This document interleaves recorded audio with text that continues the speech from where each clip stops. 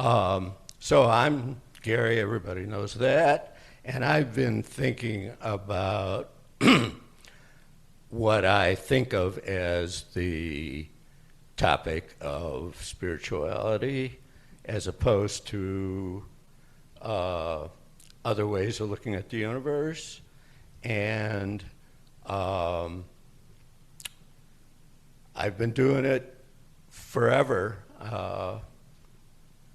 Probably 30 years ago, one of my friends, listening to me talk about it, said, "You're still thinking about this?" And I haven't stopped. So that's me. Well, I'm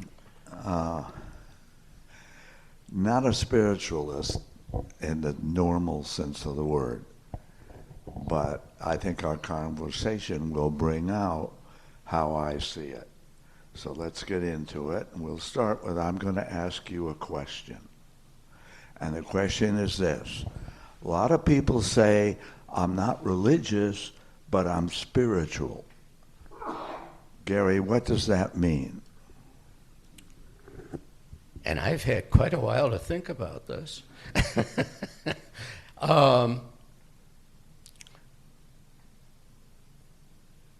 This is all about ways to look at this, the experience of existence, of oneself, of things outside of oneself. And I think of three categories of that kind of point of view. One is scientific, one is religious, and one is spiritual. When I say scientific, I mean all that has to do with applying logic and mathematics to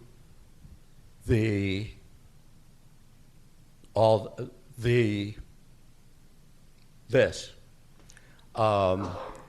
And that's quite wonderful. I do not deny the scientific approach. I'm kind of a science and mathematics groupie, which is, if you were a mathematics groupie, you would know that that was a pun.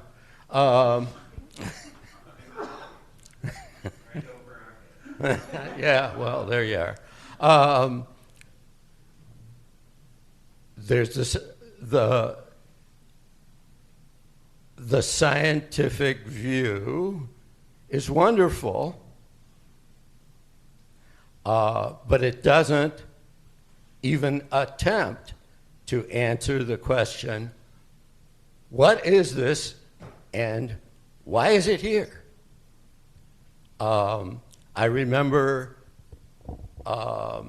reading a book which is entitled, Why Is There Something Rather Than Nothing? But it didn't answer the question, why is there something rather than nothing? It answered the question, how did we get here from the first thing we could infer has occurred? That isn't the answer. That isn't an answer to the question. It's as if I said, how does your car work? And you say, well, there's a steering wheel, and that directs it this way, and you can step on this, and it'll go faster, and you step on that, and it goes slower. That's not an answer to how the car works. That's an answer to how to work the car. Then, leaving science for a moment, which at least has the virtue of attempting some sort of self-consistency, there's religion. And what religion's does answer the question. It does answer the question.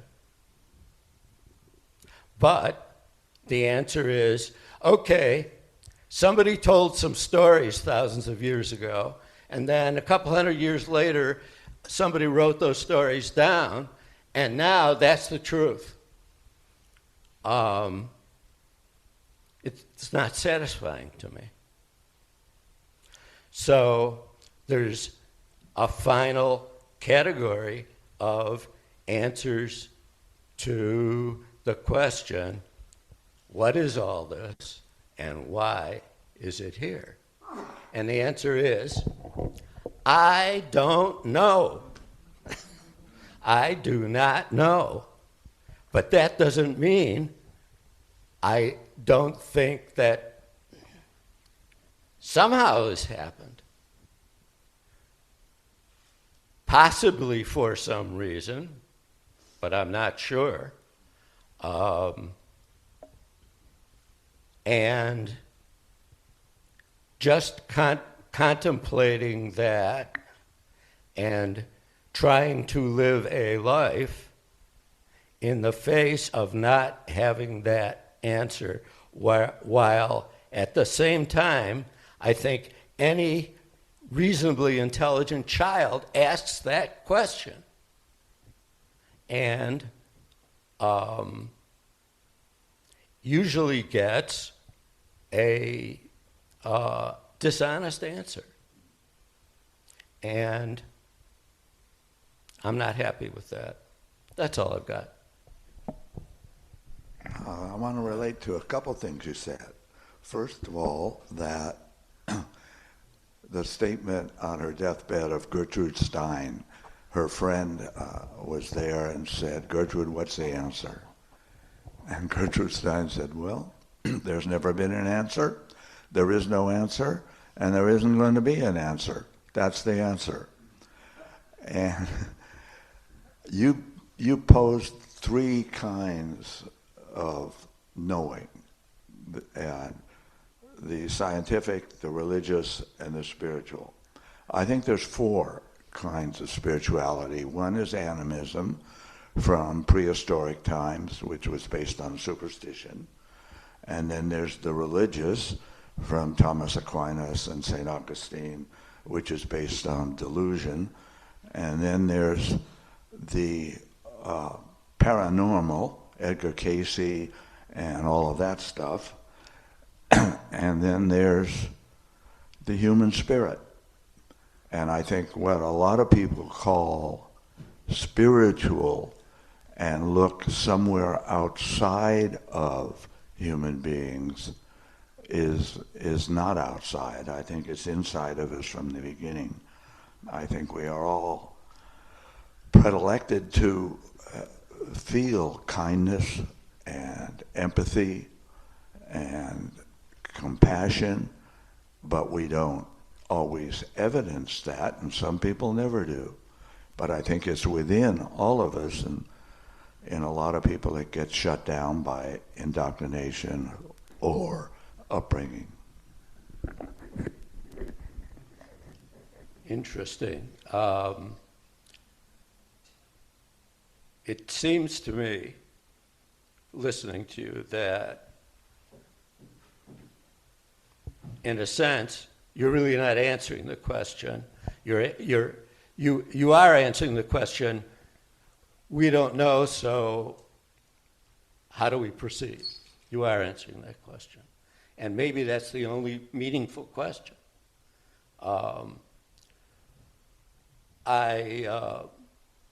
And you've somewhat answered the question I was going to ask you, which is, you have spoken here many times, and you send out a delightful series of emails with memes in them, and they're all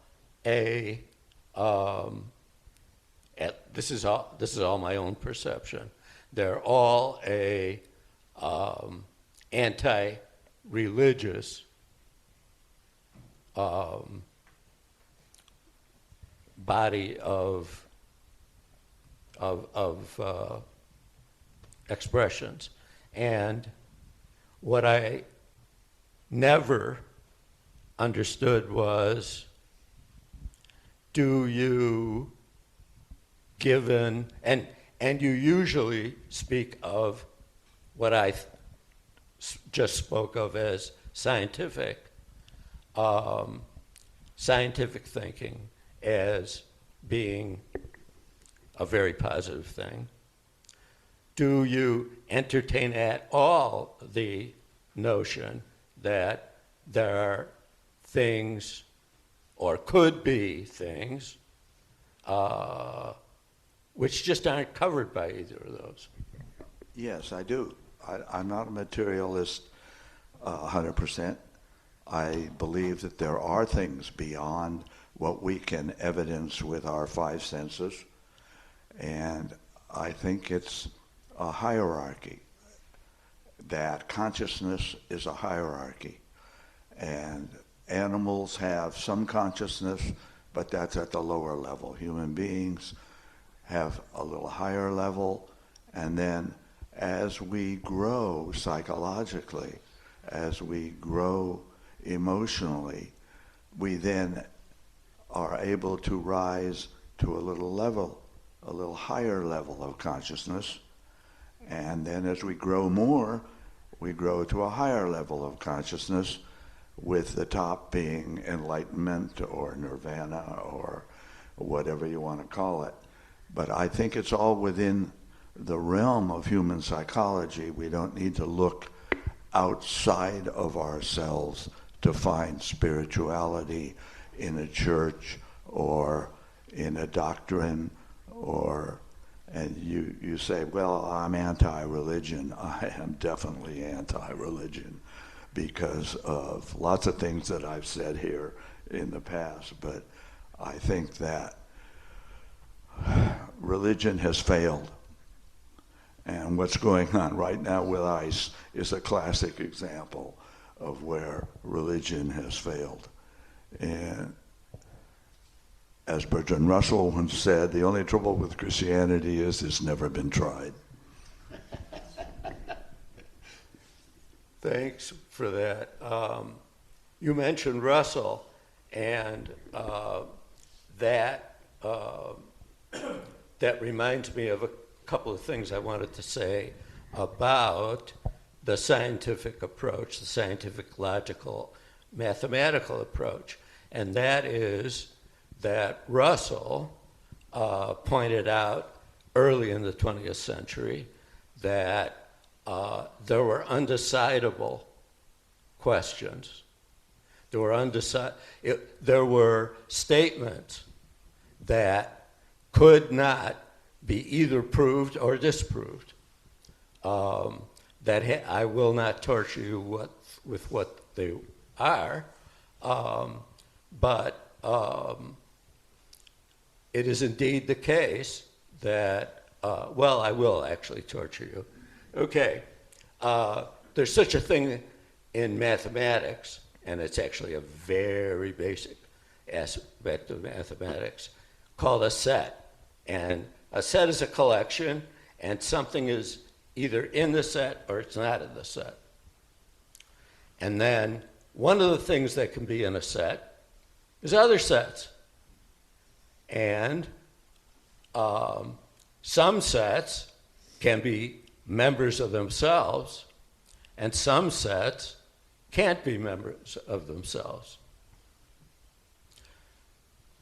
Imagine the set of all sets that are not members of themselves. If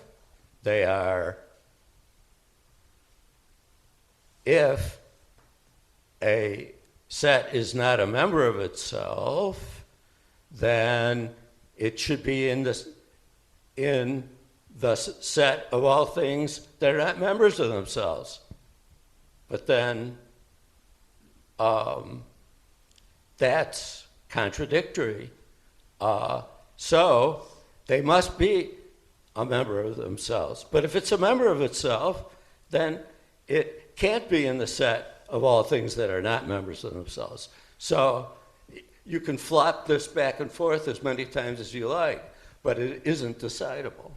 Well, wait. Very closely related to that is a later 20th century discovery about mathematics by a man named Kurt Gödel, and he proved that there are true statements in any system of mathematics above a certain level. There are true statements that can not be decided. And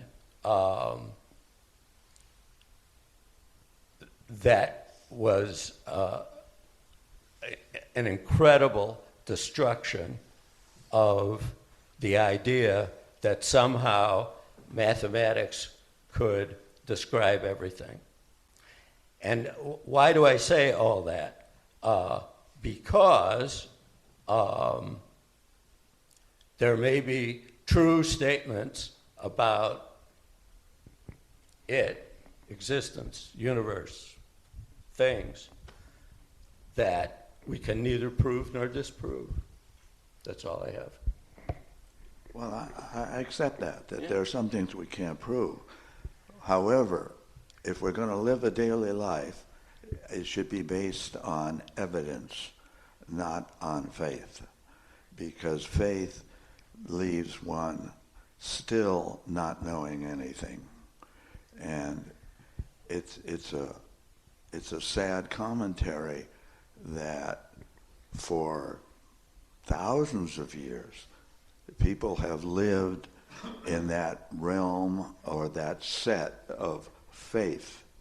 And I find it unrewarding and not at all leading to the truth you speak of.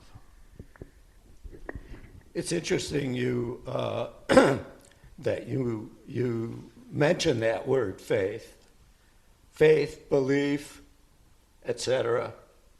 I don't know what they mean. Well, belief and faith aren't the same thing, I think, Gary, because if you believe something and it's based on evidence, that's one thing. Faith has no evidence to support it, and so it's different than belief. Okay, I'll leave belief out. I still don't know what faith is. I don't grasp it, and maybe that's why I have the view that I have. That I'm certainly a-religious. I don't know if I'm anti-religious, because I see that it seems to do some people a great deal of good. Absolutely. But for myself, early on, and we were raised in the same faith tradition, early on, I kind of looked at all that and said, huh? And that became a problem in my life. A big problem, right? Yeah, well, we look to faith as something good because it brings comfort to people. Mm-hmm. A lot of things bring comfort to people. You turn on the heater, it brings comfort to people. Yeah, I wish our heater worked better. You get a hug from people. That brings you comfort. Your children tell you that they love you. That brings you comfort. That has nothing to do with the sky daddy.